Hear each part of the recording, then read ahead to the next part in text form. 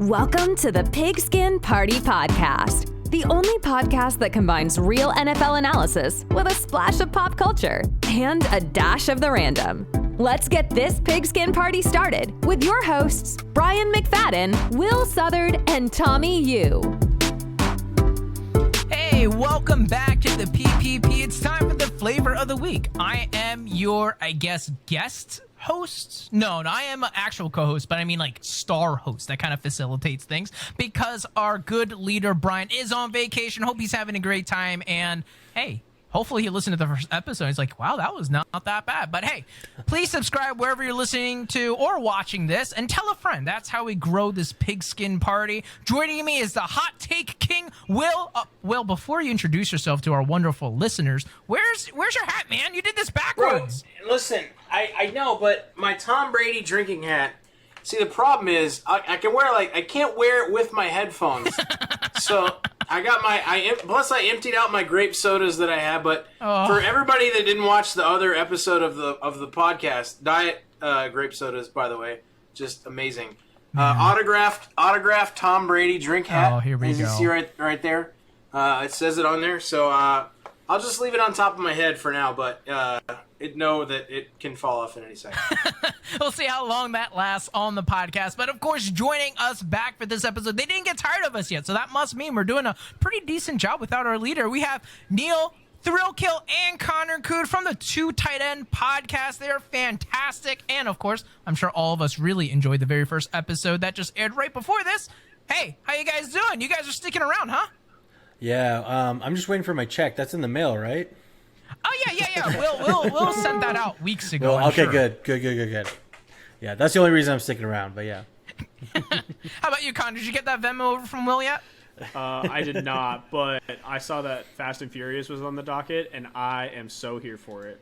Yes, that is actually an expert transition. You can tell that these guys are podcast experts. We're going to go straight to the Palate Cleanser. I was in charge of doing some type of coming up with a palate cleanser, and as most of the listeners know, my pop culture IQ is like at a negative. Like it's lower than 0, because 0 might be a baseline. Be like, oh, that's not negative. That's fine. I know nothing. So I was like, one of my friends said Fast and Furious 9 is coming out. I didn't even know there were 9 of them yet, but that's pretty dope. And so I kind of want to open that up and kind of get everyone's take on this. And before we do, I just wanted to say the only Fast and Furious movie I have seen was the one where, spoiler alert, for those of you who have not watched Fast and Furious, fast forward like 10 seconds, is the one where Paul Walker died. And they had that little scene of like that, where that See You Again, that song was viral. That's like the only one I saw. And yeah. Imagine me with no other context, only watching that. I was like, yo, they got like tanks and The Rock. Like, what is going on? And everyone's like, no, it first started as a normal movie, and then it kind of got ridiculous. Which, hey, I mean, Hollywood is Hollywood. They're going to do things crazy. But that is pretty much my insight. I come with no other baseline, but I know that Connor and Neal feel pretty strongly about it before they kind of pitch their debate and me decide, hey, maybe I will listen to one of these two. Will, what is your take on Fast and Furious 9? First of all, I think you're fake news because obviously the Asian guy picks the movie series full of Asian cars, right? Like that's just the thing, right? Like that's the whole. But anyway, here's the thing about the Fast and the Furious series, right? There are so many like good movie like I don't even call it a genre, but like movie themes, right? Like movies that should have continued to be a thing, right? Yeah, like Human Centipede, stuff like that. But I mean, there are a lot of movies that could have, gone on forever. Dumb and Dumber, right? Like there are movies that you could make 500 of them and do something ridiculous with, and it would be a thing. I find it interesting that Fast and the Furious is on 9 movies. Like that's unreal. I mean, I think the Saw series went to like 5 maybe, and but like come out with one too. Has there ever been another movie franchise in history that has gone that long with that many different things? It's horrible The Leprechaun series. Anybody seen that? Rocky was trying for that title. Oh yeah, Rocky was pushing it. Yeah. Actually, I mean, they still kind of do with like Creed because it's still yeah. It's in the same universe. I guess, yeah. All right, so it looks like Philly. right. Hey, Rocky. We have a statue of Rocky in Philly because we couldn't think of any other. because they don't have any good real athlete to put heroes. it. We have like Allen Iverson, Brian Dawkins, and then the list kind of fizzles out from there. And Rocky, that a made-up fictional character who fought a Russian. Okay, sorry about that. But it looks like Will doesn't think super highly of it, so that's why I'm going to throw the ball over to Connor first. Make your case for Fast and Furious, the whole franchise, and your expectations for 9. Oh my goodness, how much time do you have? Okay, so here's the thing. I am a huge Fast and Furious stan, and this is why. Because I grew up on the movies, basically, so it's part of my childhood. It's got the nostalgia factor, and I was super into cars, super into like the street racing, like kind of like learning about street racing, but not being edgy enough to actually get into it, type of thing. And so I loved like the first 3 to 4 movies for that aspect, and then they just started getting like more and more ridiculous, and I know that, and I accept that. I'm self-aware of that. But here's the thing you have to understand. The Fast and Furious franchise is the most lucrative movie franchise that Universal has ever had. So that's why they're on 9. So it's not so much of a, we think this is an incredible story, so we need to keep pushing it. This is just a big studio saying, hey, we know you idiots will keep buying tickets and keep buying everything to this, so we're going to keep pumping them out. We just made a new ride, so we got to pump another movie out to promote this ride that we just made. Oh, and that's the worst ride at Universal. I can go on about that too, but anyway. Absolutely right. I would say my case for Fast and Furious, if I could sum it up, is it starts off with an incredible story and an incredible premise, I guess, if you will, and then you get to go on this wild ride of just ridiculousness where you're right, it gets to The Rock and tanks, and you're like, how did we get here? But it's still entertaining to a degree, because you know what you're getting into. You came for a action movie with just like cars, and that's what you get, so I can appreciate it.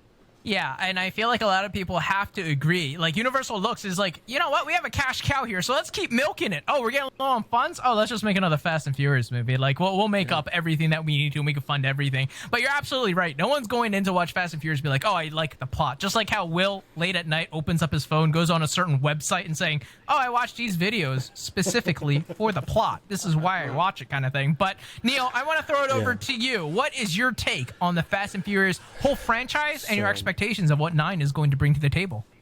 So, Tommy, much like you, I've only seen the first movie and the 7th movie, and I think I've seen the whole franchise at that point. Like, I don't think there's anything more I need from that franchise, and I'm good on that. No, I think the movies are just, they're getting too crazy nowadays, and it's just, why would they stop making it? I get that, but it's also like, I love to hate it, man. They literally want to top themselves every year.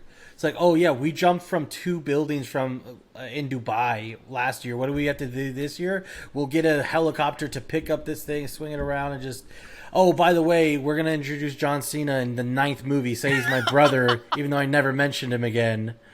I don't know, man. It's a lot. It's a lot. And if you go ahead. You never had a bad time in a Fast and the Furious movie, though. You know, well, here's the thing. I don't have the nostalgia that Connor has, right? I didn't see the first when it first came out. I'm just not that big of. I didn't either. It was 2001. but I caught up. Right. But I don't know. It's just meh to me. The storyline's fine. It's good. The first one. And then the 7th movie is just like, okay. This is fast cars. Yeah, I got it. I mean, my super hot take is Paul Walker is a horrible actor. Was. This is where Brian says we've lost all subscribers at this point, I'm assuming. Because I feel like he's naturally adored. Here's the thing. So, yeah, because of what happened. Like, if he before was still that here, happened, though. He was adored before that happened. No, that's because he has cute curly blonde hair. Like, he was a... And? Dude, the first movie... You made that sound like a bad thing. He's like, sup, cuz? Like, what are you talking about, bro? Like, just stop. Okay. He did try way too hard to, like, adopt, like, the cholo culture out in L.A. as, like, a blonde-haired, blue-eyed white boy. Yeah, so, hang on. But listen to this. This is a cast of who has been in the Fast and the Furious movies. Just listen to this, man. Vin Diesel, Paul Walker, Tyrese Gibson, Ludacris, Gal Gadot, Dwayne Johnson, Jason Statham, Kurt Russell, Natalie Emmanuel, Charlize Theron, Scott Eastwood, Ronda Rousey, Gina Carano, Ja Rule, Eva Mendes. The list goes on and on. Bow Wow, Idris Elba, like, it's ridiculous. Soon they're gonna add in Conor McGregor, Mike Tyson. John Cena's coming. Yeah, John Cena's already gonna be. Dude, you know what they should do? Fast and the Furious mixed with like Bloodsport. You know what I mean? Like the UFC. Didn't they fight with cars? Isn't that just Death Race? I think so. Exactly. I think so. But Jason Statham was already in that movie. Yeah. To your point, they do some like, if you're gonna drive and like flip your car around and go backwards and like jump into a semi truck loaded with drugs, like, come on, man. Like, you watch some of that stuff and you're like, all right. The other thing I don't love about it is what Will just said. Pretty much is like, yeah, they're like, they gotta go. They're this big heist movie now, and then the overarching theme is always family. It's all about family.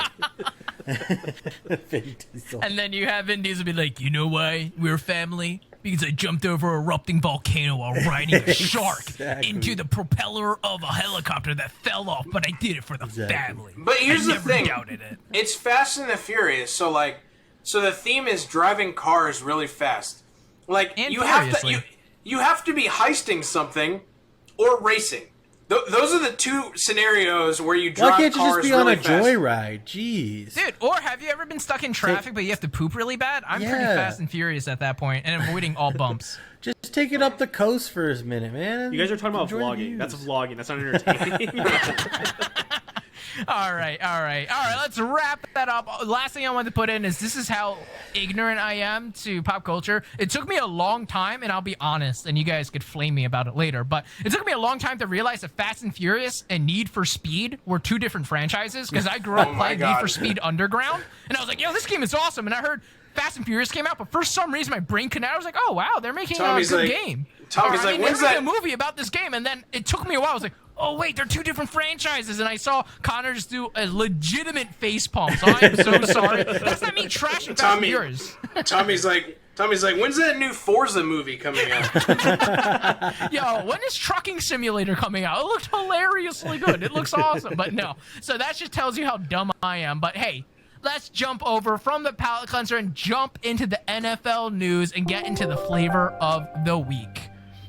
The very first topic that we have, it actually sparked right when we finished the main episode. I had the whole show doc of a couple games we're playing, but we brought up a really good point. I believe it was good old Willie here said, hey, Madden just teased a little bit of a trailer that came out that had, featured two baby goats, and I think it's going to reveal that, whoever the cover athlete is going to be this Thursday. So by the time our listeners listen to this, they will already know who the cover athletes are, but I kind of want to speculate a little bit here to kind of see, hey, who do we think is going to be the cover? Because they showed two goats.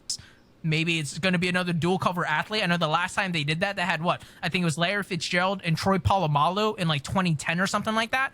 And we can't ignore the fact that they're obviously goats as well. So it was very evident that a lot of people thought, hey, this is obviously just foreshadowing. It's just going to be Brady and Gronk again. I threw up in my mouth a little bit, but I'm sure good old Will here had the biggest smile on his face after kind of seeing that trailer and excited and counting down till Thursday. But hey, let's throw it over to Neal. What is your, if it's not, let's just, for the sake of conversation, let's say it's not Brady and Gronk because, that would be boring to say. Who do you think it will be? Well, I think the number one is it has to be Brady, right? I think it has to be Brady.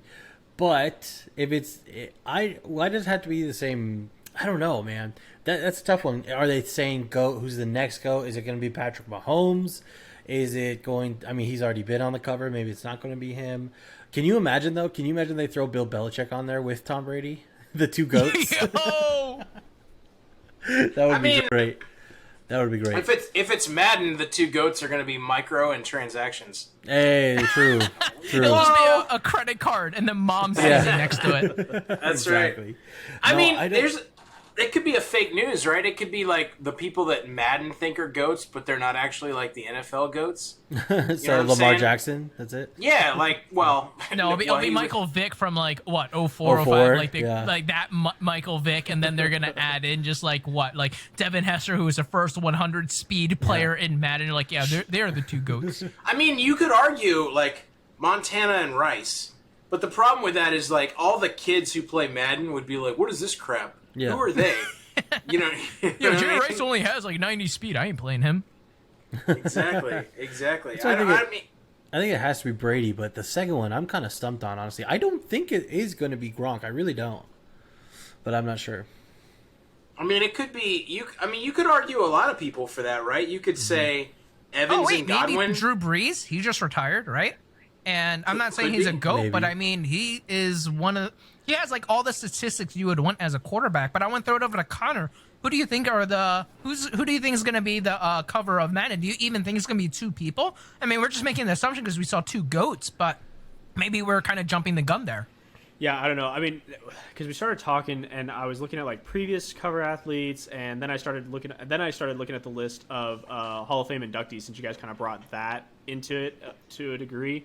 And there's not two that I would be like, oh, put them together. But since you said Breeze, I mean, Peyton Manning just got inducted to the Hall of Fame, and then we've got Drew Brees, who we talked about on the first episode, that he's on his way to the Hall of Fame. So is it Manning and Breeze just because, like, I don't know. Yeah, with their Canton busts on there, yeah. I mean, Peyton Manning would kind of be interesting, but when you think Peyton Manning, do you think Madden cover? Like, what is he gonna do? Just stand there and have his forehead shine? Face, that Madden face picture. Does anybody remember Peyton Manning had his own football game in like 2000, 2001, 2003, like 2. He had his own Peyton Manning football. That was a game back in the day. Anybody? No? Okay, cool. I remember playing. I think it was like NFL 2K Sega or whatever. And it was the first one where you could play through the eyes of the player. Mm-hmm. Oh, yeah, the first person with the face mask and everything. And I thought that was going to be so cool. That was horrible. Like, you can't... like, if you're a defender, you just stare off into space and you see, like, this little brown rocket of the football go over your head. And you're like, oh, well, there went that one. You know? I think Manning would be interesting. I think Breeze would be interesting. But who do you pair with him? You know, is it Breeze and Michael Thomas? That doesn't feel right. I guess my point in bringing that up was, like, it doesn't have to be two on the same team, like, you know, quarterback throwing to receiver. It could just be like two GOATs. Like, we have, you know, Peyton Manning and Breeze, who just retired, like, and Peyton Manning, who just got inducted to the Hall of Fame. Two great quarterbacks. I mean, I don't know. It was just a theory, a working theory. But I mean, I was looking at some of these inductees because you got, like, I was trying to like make a connection is the problem, because there has to be some kind of connection, right? Because then I was looking at, like, well, Calvin Johnson and Charles Woodson, but one was a wide receiver, one was a cornerback / safety. Like, it just doesn't, you know, it doesn't fit. But great players. Yeah, I think maybe our thought is too small. Maybe we don't even have to have the GOATs of football. Maybe we bring in, you know, Cristiano Ronaldo, the GOAT of football. No, why is Kareem Abdul-Jabbar on the cover of Madden? Doing skyhooks. Yeah, exactly. Yeah, he'll be the quarterback. He says hike, and he just skyhooks a pass over. Well, that'd be hilarious. I like the idea of having maybe some Hall of Famers on there or something, but I think, unfortunately, it's not unfortunate that Will has it, but Will has a good point, and it's unfortunate because the kids are going to be buying Madden, and what are they going to want? They're going to want Tom Brady and Gronk on there. They're going to be wanting, you know, Patrick Mahomes and Kelsey on there. Yeah, they want something like that on there. So, dude, how about Kelsey and Kittle? What kind of cover would that be? And then the greatest cover, because it's two tight ends on two the cover. tight ends, and then me and Connor superimpose us on there. Yeah. That would be an awesome cover, though. Legit. Kelsey and Kittle together. That actually would be a really cool cover. Yeah. Yeah, I'm definitely going to keep in. Oh, sorry. Go on. I was just gonna say they're forming that two tight ends coalition or whatever. What was it, Connor? Do you remember that? Oh yeah. They had some like the summit, two tight ends summit. The tight end summit. Yeah. Did you see that they were giving Tim Tebow crap about whether or not he could join? they were having a Twitter debate, and Eric Ebron was like, "Are we letting in Tebow or not?" And breaking news! Breaking news! We have our producer Anthony, he is showing us a Twitter, and it shows a photo shoot of Tom Brady and Patrick Mahomes together. So Okay, all right. It looks like we are. I wish I was saying we're releasing breaking news, but by the time that people hear this, we'll already know. But, all right. No, it's not. It's not gonna. They were both just on the cover. Like, I mean, are you really gonna? I guess. Okay.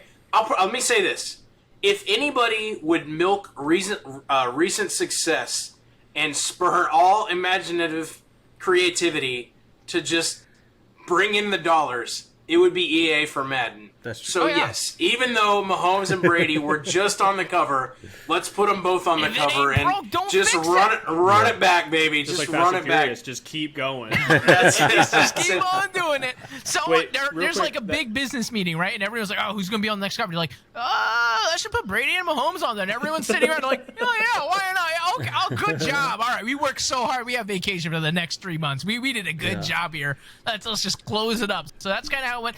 Unfortunately, some of the suspense was spoiled because we kind of figured out. But Anthony, look at him, star producer, breaking news to us, which is kind of fantastic. Excited to talk about earlier today. Yeah, that's true. But hey, let's continue this and try to keep it on track and try to keep it going. We are going to be playing King of the Hill. And what this is all about is we're going to plant a flag on a hill at the upcoming season. And it could be anything. And it's something that we could even refer back to. And on social media and things like that, I will totally at you guys if you guys are right or wrong or whatever you're planning. And I'll kind of start out to kind of give a little bit of example. I'm going to be planting my flag. And I know it sounds incredibly biased, but I want to give a little bit of a background. But I'm going to finally plant my flag and say, I think Devonta Smith will be the exception to my Philadelphia fade. What that means is anytime the Eagles have selected almost any skilled position players in like the past 10 years, I fade them immediately. I'm like, oh, I really like this player. Oh, I like Miles Sanders. And then the Eagles draft, I'm like, okay, no, he's not going to be good. Jalen Reagor, I thought he was decent. I didn't think he was that great. But when the Eagles took him, I was like, oh, he's going to be trash. J.J. Arcega-Whiteside, done. I don't even want to bring up Nelson Aguilar. Please don't even get me started on that one. But when we drafted Devonta Smith, a little bit of me said, hold on, why am I so hesitant to say, okay, now he's done now? There's a little part of me, and once again, it's blind optimism saying, hold on, he might be a little bit different. So I want to be on the spot, on the air with this podcast saying, boom, planting my flag, Baker Mayfield style against, I forget whoever they were playing in that one college game. But I am planting my flag and saying, I think Devonta Smith is the real deal. This is not me saying, oh, he's going to win, offensive rookie of the year or anything like that. But I really think at the end of the day, when his career is all said and done, he's going to be one of the best Eagles wide receiver that has put on that uniform. And hey, that's the hill I'm going to die on. What are your guys' take on that? Interesting. What's our take on Devonta Smith? Is that what it is? Or just, I guess, your take on me planting my flag there. Do you think I'm completely off base, or you're just like, we'll give you this one, Tommy. There's nothing else optimistic coming out of Philadelphia right now. Well, I think you have to be optimistic. On our show, we've talked a lot about how I'm a DC sports fan, how you have to have that blind faith, because you just keep getting kicked in the nuts and you just got to keep coming back from it. It happens every time. So I love it, man. Go crazy. Because I was going to say, too, that you're saying Devonta Smith's always going to be one of the best to put the Eagles uniform on as wide receiver. Pretty low bar, so good luck with that. That's very, very true. What? Remember when Freddie Mitchell, Weapon X, or like Freddie X or whatever he said? Weapon X, yeah. No, not Weapon X. That's Brian Dawkins. But yeah, when Freddie Mitchell tried to be a thing, and like Todd Pigskin tried to be a thing, and then we just don't have a lot of good offensive like wide receivers that have ever really done an Eagles. When like Jeremy Maclin is one of the best wide receivers I could possibly think of statistically for it. That's not saying much at all. But hey, let's see what other flags are going to be planted out. Connor, I'll throw it over to you. What are you planting your flag on? Okay, so this may be kind of stealing a little bit of the next segment, but I am planting my flag on Sam Darnold. I think he was a product of his environment. I think he's going to be better this year, and I think that he's out from under the thumb of fewer Gase, and so he is going to be the real deal. Oh, you saying, all right, Sam Darnold is going to be what people thought when the Jets drafted him. He will finally be able to live up to the potential because he's past that crappy cloud that we call Gase and things like that. What are your thoughts to that, Neal? I love it. I completely agree. I was waiting for Sam Darnold to get out of Führer Gase. And I think he's going to be good. I really do. I think, you give him a little time. He's already shown a few flashes what he can do, but he really hasn't put anything together. Injuries, mono, being under the one of the worst head coaches where he trades somebody away and they're automatically good. What? I think that's a recipe it's a good recipe. And plus, he has a run game behind him now to help him out. Like, it's way better situation than the Jets for sure. I'm excited. How about you, Will? What do you think about Mr. Darnold? I'm on board 100%. I think that he was when you compare, like, if you were going to take Sam Darnold and Zach Wilson coming out of school, who would and they were just fresh, who would you take? I think everybody would agree you take Darnold over Wilson, like, not knowing the NFL, how they panned out. So I'm 100% on board for Darnold in Carolina. I mean, Carolina needs to have a good quarterback. Teddy Bridgewater was just not it, bro. It's just like, when you look at the talent like DJ Moore and you look at McCaffrey, I mean, they deserve to have somebody that's good. You know what I'm saying? So I'm on board this year. I'll talk about my flag in a second. I have 2 flags, and I'll let you guys pick one. But that is a pretty good flag. I myself believe that to be true this year. Darnold is really going to come through and prove everybody in the NFL wrong. Yeah, before I throw it over to Will to see what double-fisted flag he has on 2 hills, I just want to say it's kind of funny that I bring up Devonta Smith and Neal immediately says, "Oh, no, that's cute. Yeah, no, go crazy with that dream. That's fine. That's fine." And then Connor's like, "Darnold." And everyone's like, "Oh, yeah, I think so, dude. That's right. Oh, Tommy. No, he's so cute. He's a Philadelphia fan. Just let him feel good about it." I'm kidding. But, Will, so let's see this double flag. What are you planting? All right, do you guys want the low-hanging fruit obvious flag plant, or do you want the hot take? Oh, dude, we need the hot take. Hot. You want the hot take? You want the hot take? Yes. Super hot take. And then I might be stealing this from Neal. Giovanni Bernard will be an RB1 in all fantasy football formats. I think the Washington football team not only makes the playoffs, but goes deep in the playoffs. I'm talking deep. About making our guests feel so... Wow. Pandering. Clap it up. I'm serious. I am so... Listen, my old job was in Richmond, Virginia. I worked with football team fans everywhere, right? Mm-hmm. So all of my friends from that job are lifer football team... Well, not football team fans, but you know what I'm saying. Fans of that team. They have sucked forever. Mm-hmm. Ron Rivera... Fitzpatrick... Terry McLaurin is arguably one of the best receivers in the league. The defense is stacked, right? It is their time. And I, with my soul, love Ryan Fitzpatrick. And I just want to see him push it. And he's been so close. He's got the best cast he could ever have right now. He's not going to get sat. There's no competition. There's no young kid they're just going to bring in for him and undercut him for no reason. This is the year of the football team.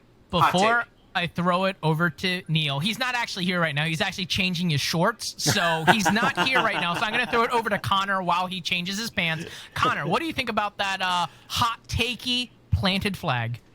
I actually like it. I'm here for it. I think the Washington football team has an incredible chance, but like we mentioned in the first episode, they're going to struggle against the Cowboys, and they've got those final 5 division games of the regular season. So it really is on them. But hey, I've seen Fitzmagic work some miracles, so I'm here for it. You ain't never seen him throw to Terry McLaurin. No, not yet, but I'm excited for it.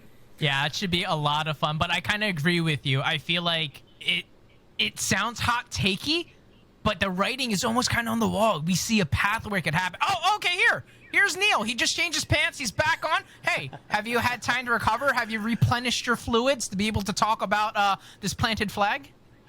Whew. All right, guys. I'm ready. I love it, Will. I'm here for it, okay? Like I said earlier, we don't get a lot of optimistic outlooks in DC. And if anybody's talking about Washington going deep, I love it.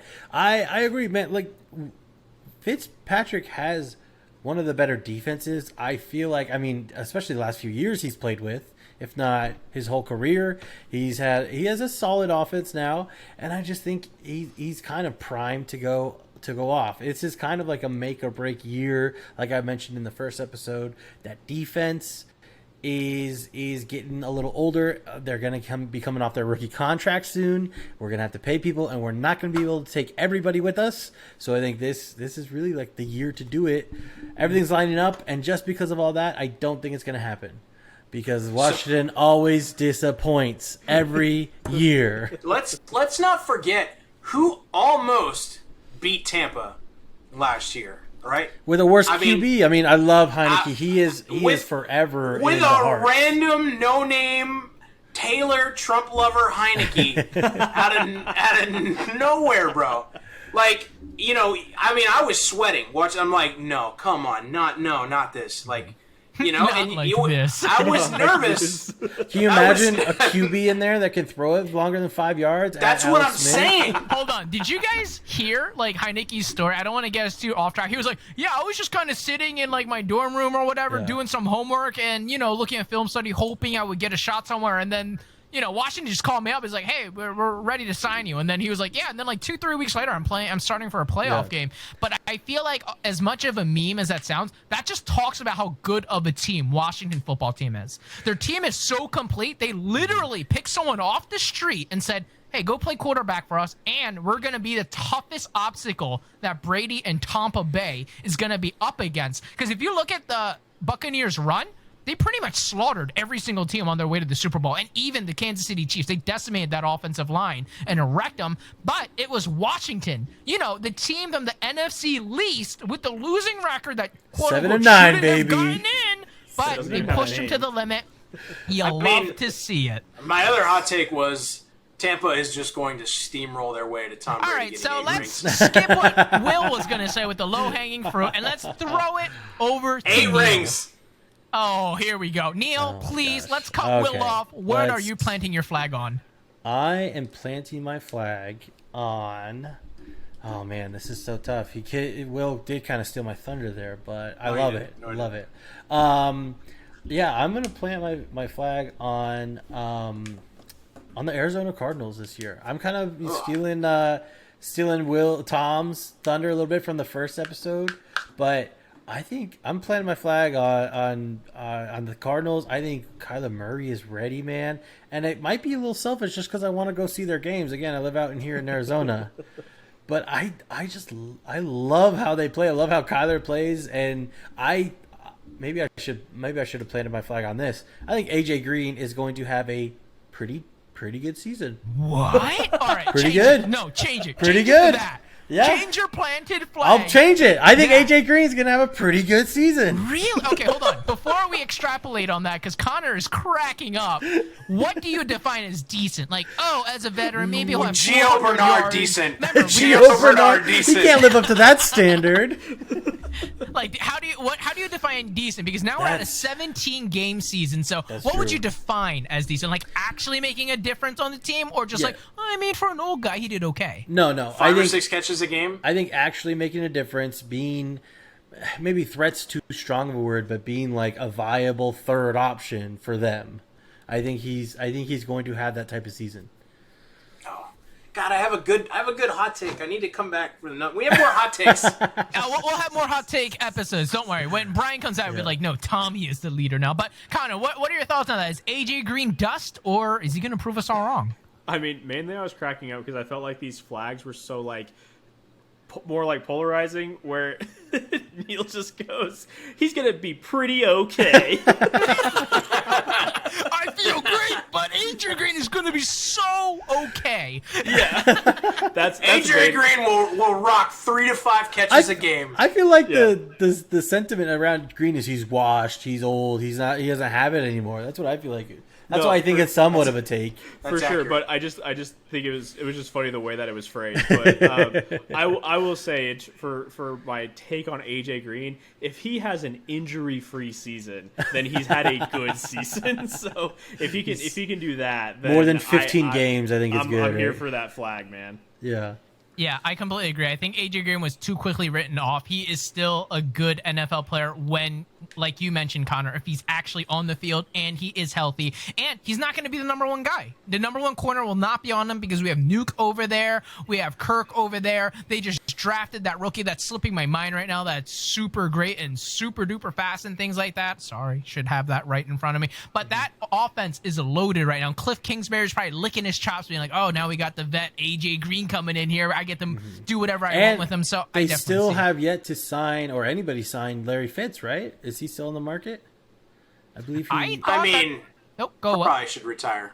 Yeah, I was just going to say, I thought it was almost like an understanding he just retired, but I feel like you're right. I don't think he officially announced anything. Yeah. So that he could possibly be coming back. I don't know, man. I'm a big AJ Green fan. I think he's going to come back. He's going to have a great, pretty decent season.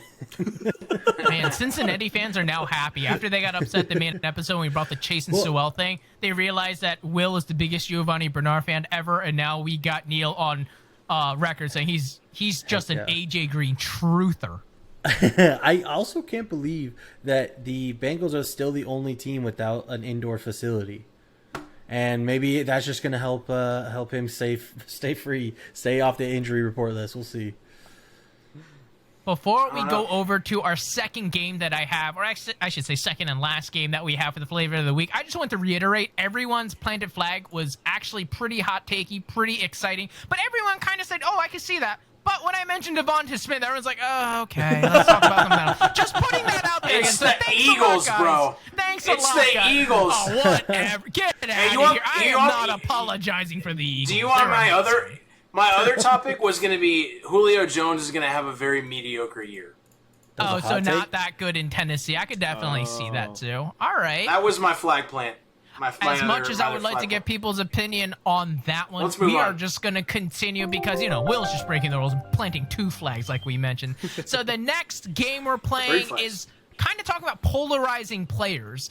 And this is going to be talking about each player I'm going to bring up.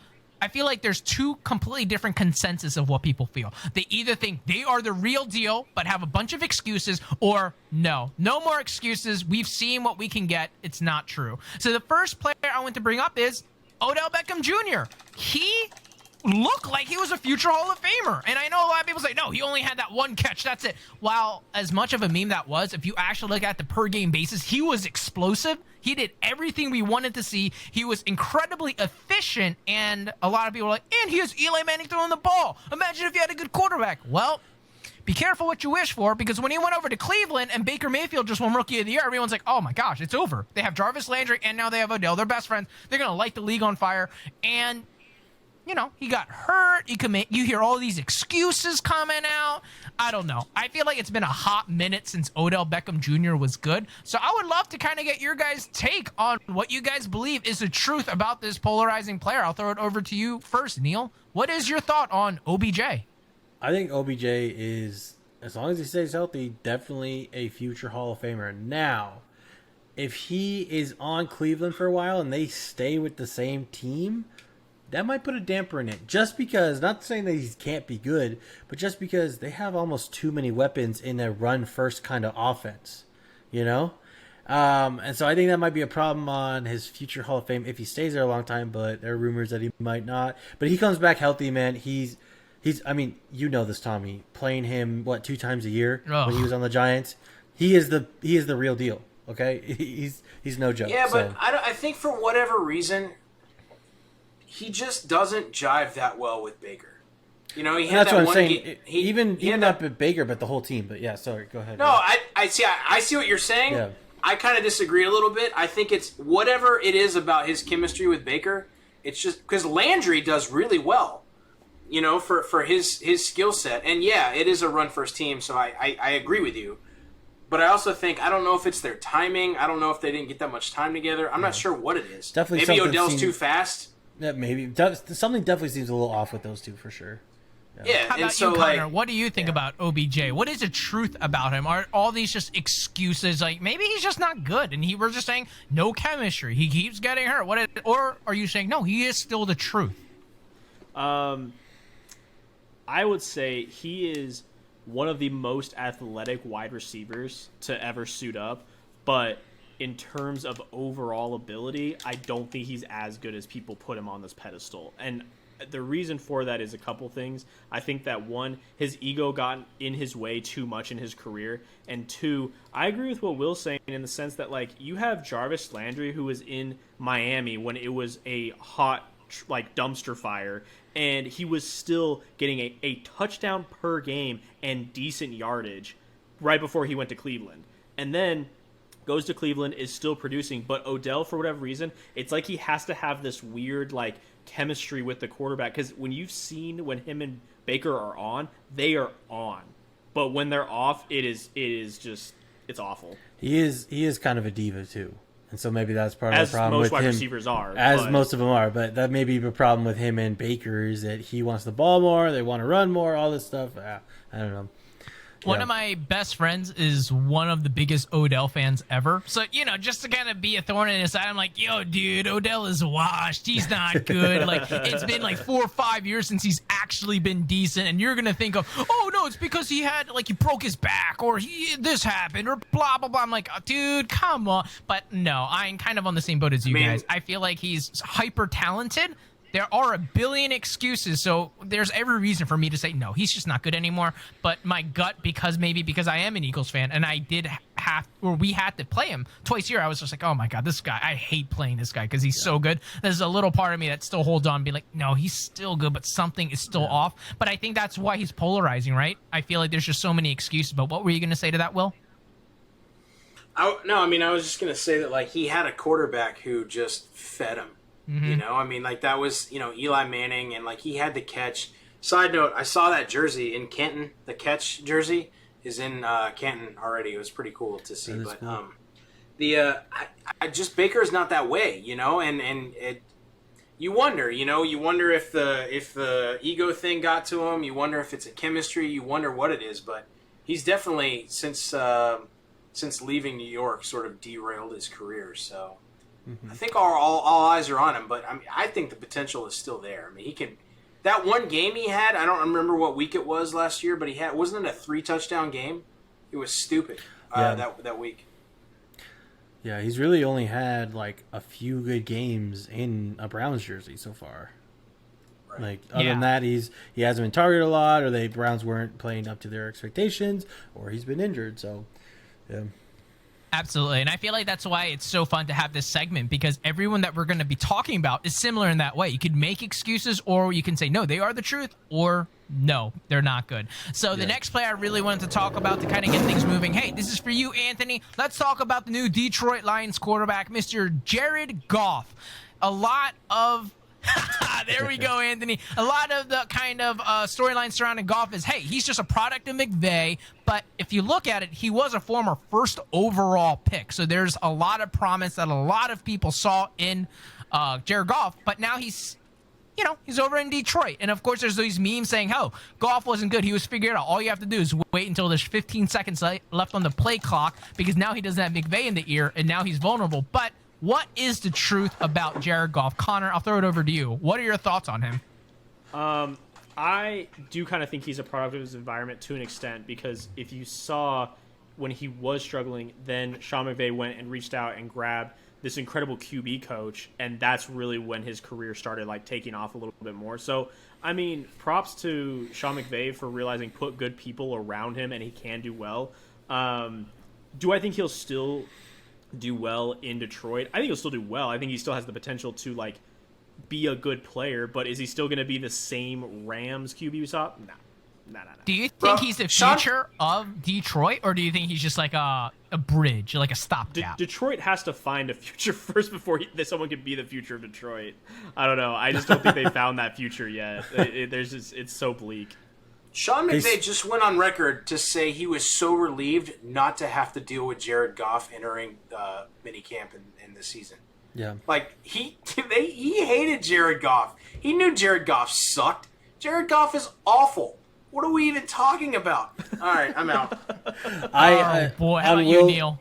On Will's point, I remember the Hard Knocks. It was the Rams when Jared Goff's rookie year, right? And like one of the first clips they show of him in the quarterback room is the whole quarterback room roasting him because he doesn't know what direction the sun rises and sets. I was like, I'm done with this guy. I'm like, are you kidding me? This person's supposed to, decipher defenses and all this stuff. No, I think I agree with Connor though. I think he's a fine stopgap for this, for this horrible franchise that is the Lions. But it's sorry, he Anthony. is the ideal Detroit Lions quarterback. Yeah, what is he gonna do though? Not much in Detroit, and they're just waiting for anything there.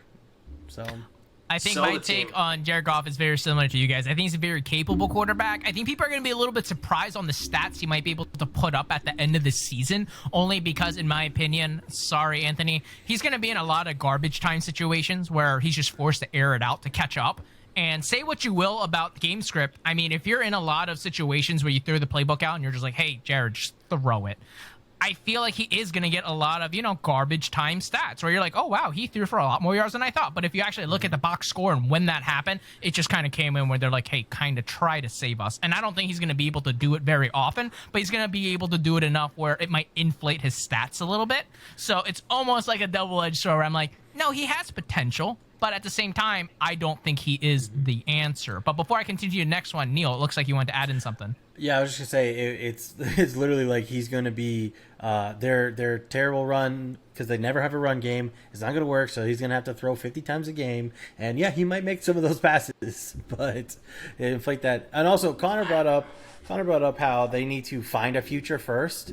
They probably actually need to pay Calvin Johnson and then try to find a future before they do that. So. The way they handled that situation is so botched. But hey, that's not here nor there. Sorry, Anthony. I meant to put this with more love, but let's please continue on. And let's talk about, finally, we talked about a wide receiver. We talked about a quarterback. So, hey, let's talk about a running back. Let's talk about Mr. Saquon Barkley. A lot of people might be surprised that he's on this list. I personally didn't have him on the list before we started, but it was just kind of added on to the show doc, and I definitely understand why. Saquon Barkley, I feel like everyone here can kind of agree saying, hey, he's a generational talent. And a lot of people might kind of laugh saying, oh, wow, that term gets used too often. But when I see Saquon Barkley, I see a human being that can do things that many other human beings cannot do, at least in a skills perspective. But so far his career has been riddled with injuries, and there's just kind of some questions slowly floating around. Is he going to be like the next Bo Jackson, where people are like, oh, he could have done it all, but he just couldn't handle and things like that? Will, what is your thought? I kind of see you like grimacing there.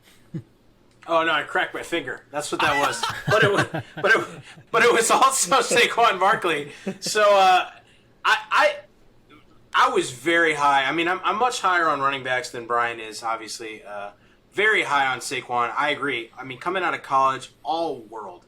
But I think a couple of things have lined up not in his favor. He got drafted by the Giants. That's number one.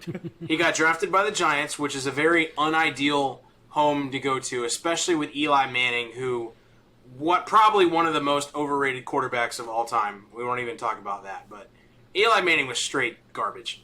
So what could he possibly do, right? And he still had some great games. But couple that offense and that usage with just the injuries that he's had and how frequently that's been, I think we're looking at almost like bust status, which is unreal when you think about, a guy of his talent, because I mean, I don't think anybody's going to deny his talent, right? Yeah, and one thing I want to add in real quickly, I was on the I'm from Philadelphia, obviously, and Penn State, not too far from where I'm currently living now because I live in Central PA, so I follow Penn State and Saquon Barkley's career very closely. But when the Giants took him at number 2 overall in the draft, number 2 overall, I was like, that's a mistake. And that's not saying anything poorly about Saquon. He is an all-world talent. But for them to take a running back at that position is like a luxury pick. And I was like, the Giants are not nearly good enough to make this pick. I don't understand. And once again, I'm not sure how much all of you enjoy PFF. I know a lot of people are like, oh, I only like PFF if it backs up my takes and stuff like that. The PFF just released a list of the top 32 of all positions, and the offensive line position group of 32 came out.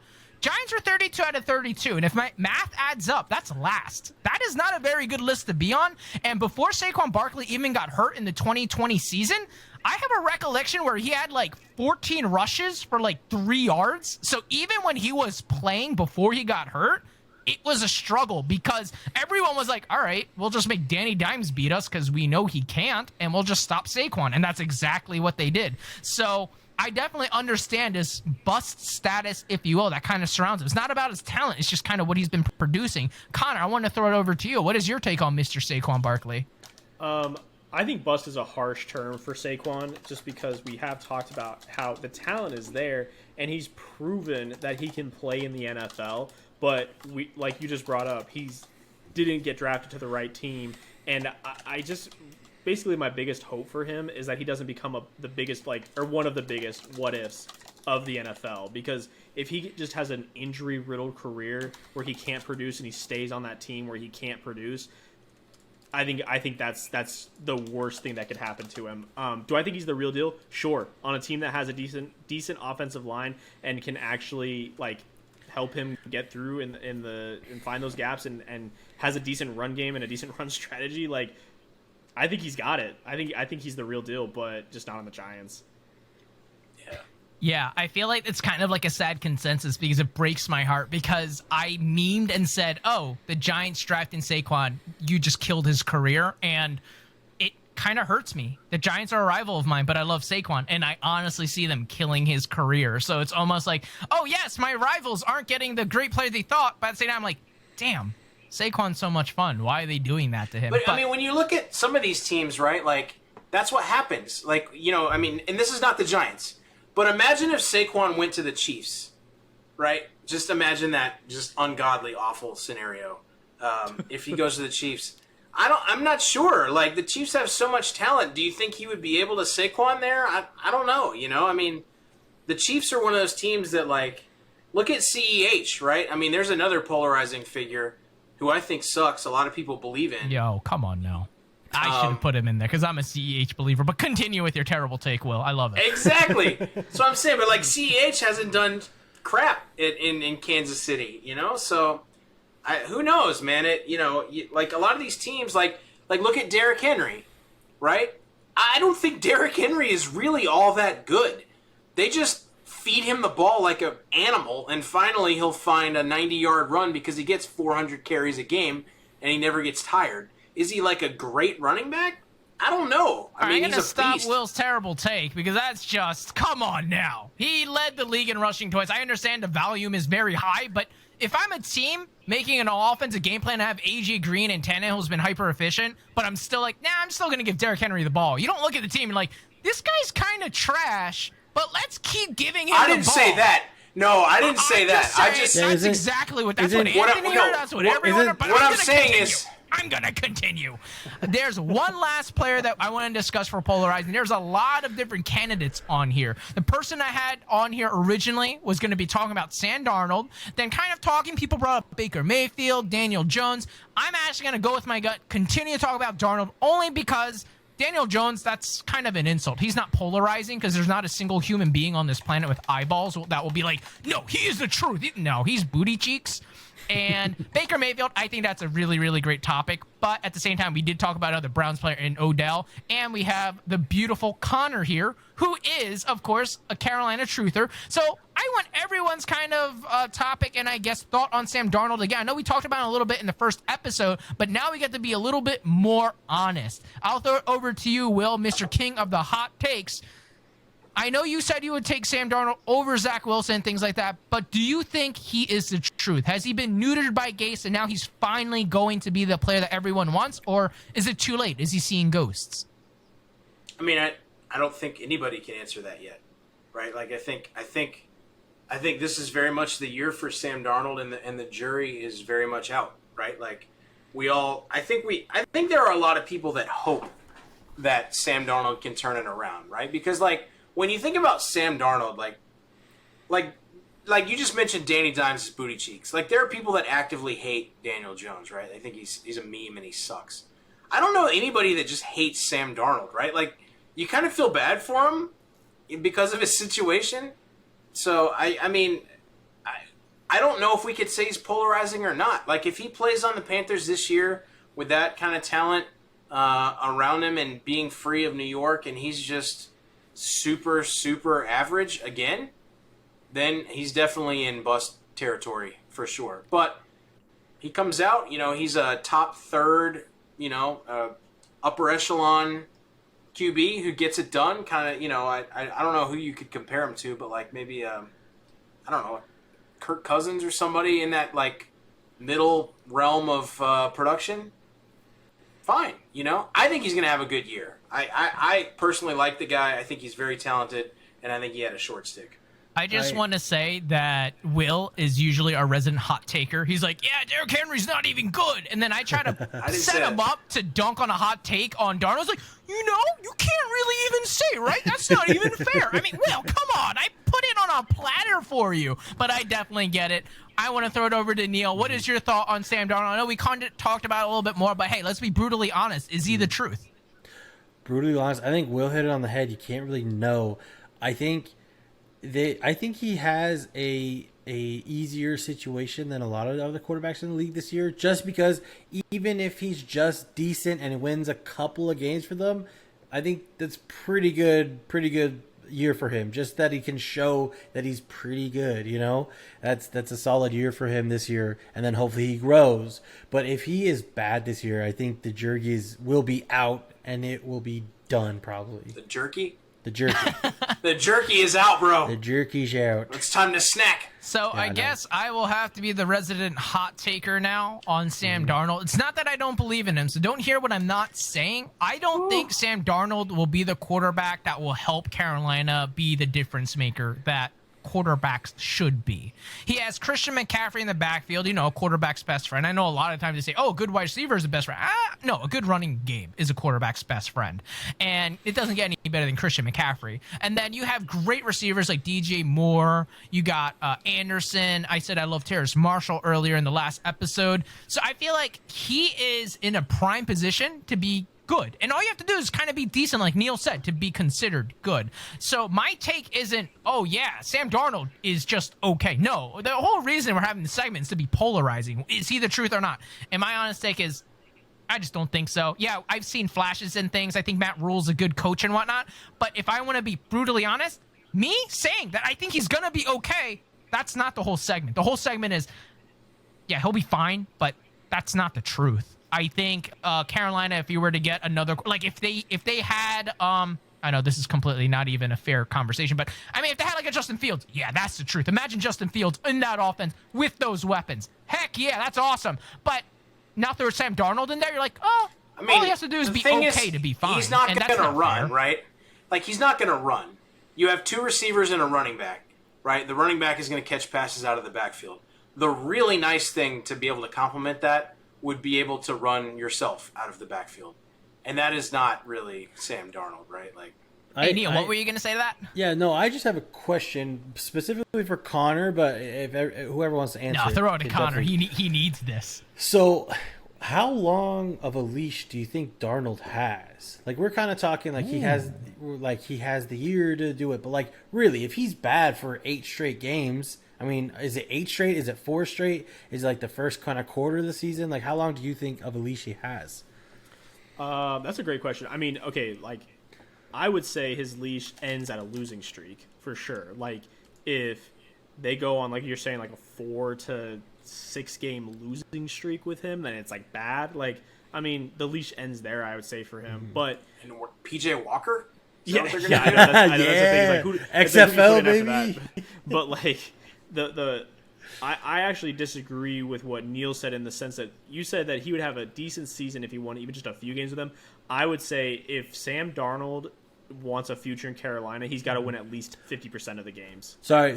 Let me clarify. I meant like himself won. Like he was the reason they won a couple of games. Okay. And then they win. I see. Yeah, okay. and then they win a couple. That's fair. That's what I meant. But yeah, I would say they have to go at least 50% or like a 500 team or better in order for him to like even get another look, keep moving forward and them not go, guess we're reinvesting in the future. Yeah, because why wouldn't they, if they have a bad year, why wouldn't they at that point just go for a quarterback in the draft if there's one? Exactly. I mean, they did the same thing with Teddy. Like, they thought Teddy was kind of the future, and then one bad year, they're like, all right, out.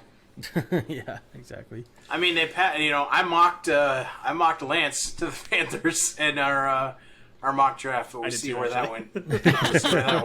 So I guess that kind of tells you all you need to know about Sam Darnold, even though I was getting yelled at right now. I'll be like, Tommy, it's not fair. It's not true. And then we have two guys who are saying, oh, well, we actually just mocked him getting a rookie quarterback, even though they just got Sam. So I feel like that's all I needed to say. And I know I said I wanted to keep this short, but of course we ran long again. It's kind of hard with having these studs on as, special guests on here. So I am going to wrap it up right now and say, hey, thanks for listening to Flavor of the Week. This was a lot of fun. Next week, don't worry, our fearless leader comes back, so there will be more normalcy. The episodes will actually be shorter and be more on track, so it will be a lot more fun. I know Anthony's probably going to kill me because of how long we've been going. But before we end, I definitely want to let people, hey, if you enjoyed what you listened to, hit that subscribe, tell your friends, leave us 5 stars with your feedback and things like that. And please don't forget, you could also follow us on Twitter at the official PP Pod. And you could join us on YouTube, Instagram, Facebook, TikTok. There's going to be a lot of fun stuff that we're going to be able to do. And of course, join our Discord community. That's kind of the best way to kind of get in touch with us,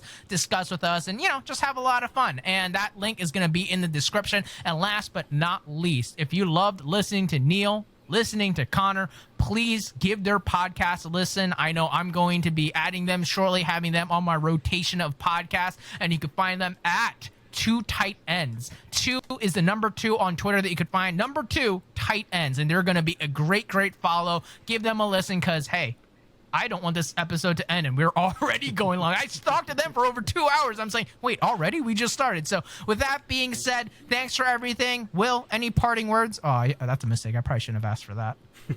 No, definitely not. Oh, okay. Well, thanks for joining us. Excited for next week. Our fearless leader will be back. Thanks for joining us. Also, go Birds.